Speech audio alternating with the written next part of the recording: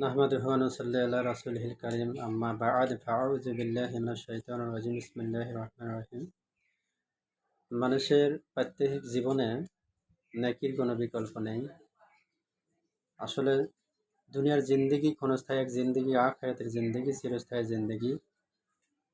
কুল্লু নাফসিন যায়িকাতুল মাউত, প্রত্যেককেই মৃত্যুর স্বাদ গ্রহণ করতে হবে।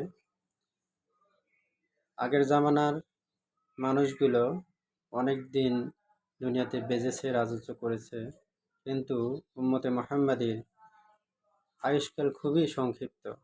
এই সংক্ষিপ্ত জীবনে আল্লাহ তাআলার হুকুম নবীর তরিকা মতো চলার মাধ্যমে দুনিয়া এবং আখিরাতের সফলতা নির্ভর করতেছে। এই জন্য প্রত্যেকটা মুহূর্ত কিভাবে আল্লাহ তাআলার হুকুম এবং নবীর তরিকা মতো আমরা চলতে পারি, এটার জন্যই ফিকির করা দরকার।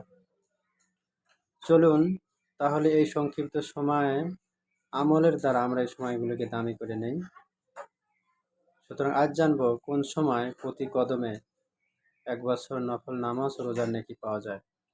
নবী করিম সাল্লাল্লাহু আলাইহি সাল্লাম বলেছেন, যে ব্যক্তি জুমার দিন 7টি আমল করবে। 1 নম্বর, ভালোভাবে জামা কাপড় ধৌত করবে।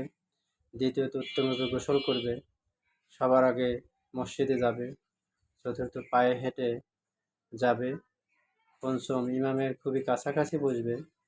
ষষ্ঠ, মনোযোগ সহকারে খুতবা শুনবে। এবং 7, কোনো কথাবার্তা মসজিদে বলবে না। এই 7টি বিষয়ের আমলকারীদের আল্লাহ তাআলা তার প্রতি কদমের বিনিময়ে 1000 নফল নামাজ ও 1 বছর নফল রোজার সওয়াব দান করবেন। তিরমিজি, আবু দাউদ, দাউদ শরীফ, ইবনে মাজাহ ও মিশকাত শরীফের হাদিস থেকে সংগৃহীত হয়েছে। আসুন তাহলে আমাদের জীবনে বাকি দিনগুলোতে জুমাবার এই আমলগুলো আমরা করি। আল্লাহ তাআলা আমাদের সবাইকে এই আমলের জন্য কবুল করেন। আমিন।